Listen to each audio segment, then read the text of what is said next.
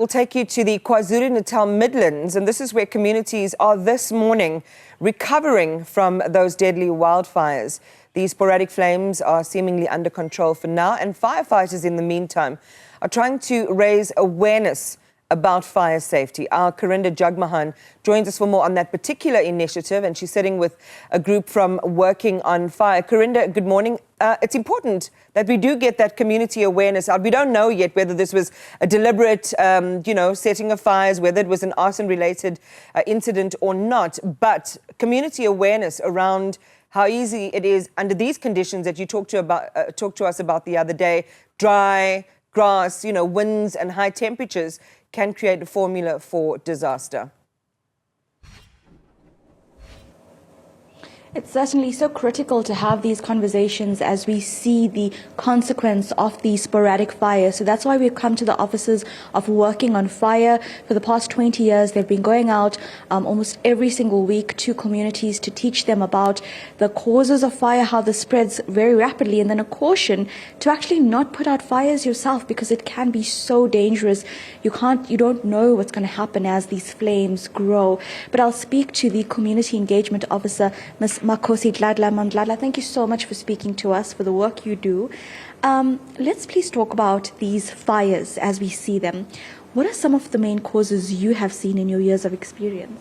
Most of the fires that happen in communities are man-made, of which means we can see that we can prevent them if maybe we put activities in place, because you find out that it's fires that start when people that are doing fire breaks on themselves without any help from fire department or from other landowners. And some of them is when people, they are hunting bees, since this is the time where it's people who find themselves doing bee hunters, and they will use fire by the time they're using that activity, and you find out maybe they don't put out fire, or maybe the fire can escalate to communities. And sometimes it's fires that start on the road when people, they toss out the cigarette butts. With those activities, it shows that it's man-made and it can be prevented if we do fire awareness preventions to communities and also to schools, because these fires, they take a big role in damaging property. We are losing lives through these fires, and some of them, they are also happening when the weather is not in our favor, because the alerts are being sent out that there mustn't be any fires because the weather is very high, where there's a lot of wind, it is hot, and the fuel is very dry, and it is very easy. It is not easy to control such fires. And that aligns with what many people have said to us along the way. Ma'am, I know you're going to be doing a community engagement soon. What are the discussions you're having with the community who depend on fire without access to electricity? Communities are helpless, and they also take what we say, especially with the fire prevention activities, because what we do when we reach to them, we say, let us look at the history of fires in the community, let us look at the impact, and the impact is very bad, because when you look at the resources are very far from reaching them, and sometimes they try to do on their own, and that is where they find themselves being burnt by fires. What we always do, we hold fire awareness prevention activities to communities, of which some of them they do take serious, and we believe if communities come on board and work with us, we will be able to eliminate the number of fires happening in the community, because we understand that they don't have resources to fight fires. They're also not trained to fight such fires, especially since we are now facing the climate change, and fires that happen during this time is not easy to control. Even firefighters, they're working so hard to try and control such fires. On that note, in our conversation, you mentioned you actually tell community members to not put the fire out themselves, to rather be cautious, seek help, run, and be aware of their water sources around them. Can you please unpack this? Working on Fire Awareness Department, we have activities that we do where we encourage communities to do prevention activities. For example, to look at their homes and see the things that can attract fires from entering their homes. So we encourage them to do slashings, of which the slashing at least won't harm them than to do a fire breaks. We also work with them to identify where the fires are coming from, maybe from previous years. That helps them to be able to identify the activities that they can do. They're also able to identify the stakeholders they need to work with.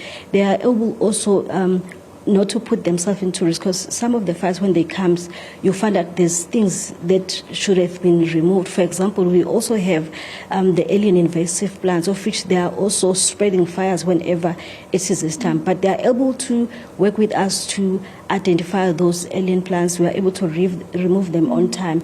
But we still have a long way to go to try and educate communities to play a role and not to put their lives at risk.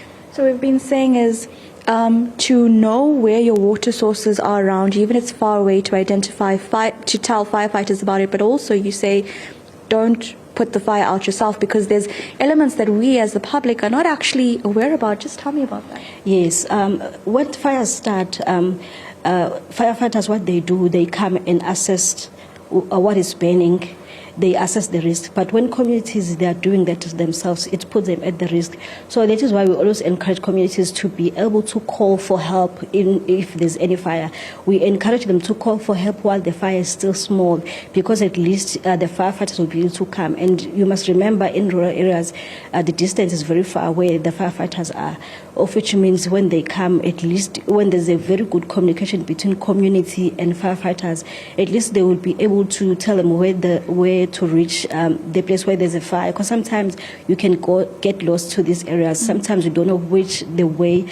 But if there's a very good communication, they will come with water to come and put out fire. And if maybe they run out of water, the community can identify the rivers where maybe they can be able to do a refill, because we have a scarcity of water. But if there's a very good communication between communities, at least they will play their role, not put themselves into harm, and also they will assist the firefighters to come and do their work. And just lastly, very briefly, we have seen the death of 6 firefighters recently in the Midlands. You know, just from your work, can you tell me what firefighters go through every day when they go straight into that inferno?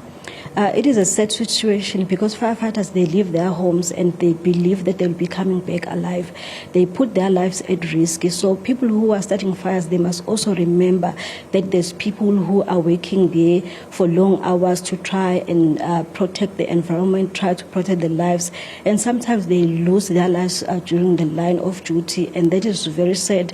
And that is impact to all of us, because you will think maybe you don't know people, but the fact that you know people have lost their lives, it changes the situation and how you see the work. But I would like to thank firefighters for risking their lives and for protecting the environment, and also for making sure that people are safe. And I wish community members out there can also remember that there's a role they can play in preventing fires, especially if we can try to come up with activities before the fire season, because the situation that we are in now, it shows that it is not easy to control fires, especially when the fires will start when the wind speed is high and it's hot and the fuel is dry, especially in those areas where there's also alien invasive plants, of which they fast track the move of fire whenever it has started.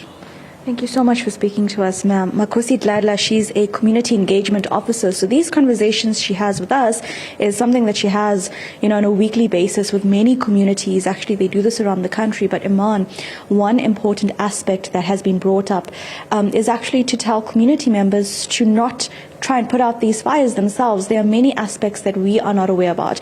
The direction of the wind as you go in, how to handle the smoke as it just envelops you completely, and then the fact that in some cases you have to have different methods of putting out the fire. We've been speaking yesterday about how farmers are doing fire breaks around their homes, meaning they're burning sections of land around their homes to try and protect their homes as the fire encroaches, but they do this with working on fire. And so when community members might be doing this without the help of authorities, that fire could go out of control if it's a red day, meaning the conditions might actually see that fire spread in a way you could not imagine it. So we'll just keep this engagement, but we're also going to see official authorities have a media briefing about this issue, and then visit some of the families of the firefighters, the brave firefighters who passed away, trying to make that ring, that safety ring, and they perished there in that place.